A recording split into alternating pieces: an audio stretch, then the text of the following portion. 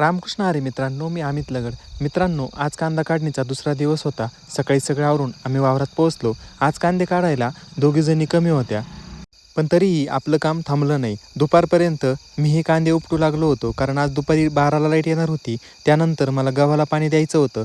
Light आल्यानंतर मी गव्हाला पाणी द्यायला गेलो. इकडे कांदे उपटायचं काम चालूच होतं. मित्रांनो, शेतकऱ्याचं आयुष्य हे असंच असतं, एकाच वेळी अनेक जबाबदाऱ्या. त्याच्यानंतर माझं इकडं काम चालूच होतं, पण तेवढ्यात एका मित्राचा फोन आला.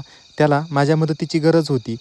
त्याने आंब्याची झाडं घेतली होती, ते झाडं त्याला घरापर्यंत नेऊ लागायचे होते, म्हणून त्यांनी फोन केला आणि मी लगेच गाडीवर त्याच्या मदतीसाठी निघालो होतो.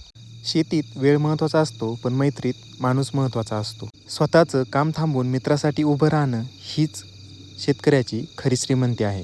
त्याचं काम झालं, घरी आलो. अद्वैत खूप खुश झाला होता. मला दळण ठेवायला जायचं होतं. तो माझ्या मागे लागला होता. त्याला बळच कसं तरी नादी लावलं आणि मी दळण ठेवायला गावात गेलो. त्यानंतर पुन्हा तिथून थेट वावरात गेलो.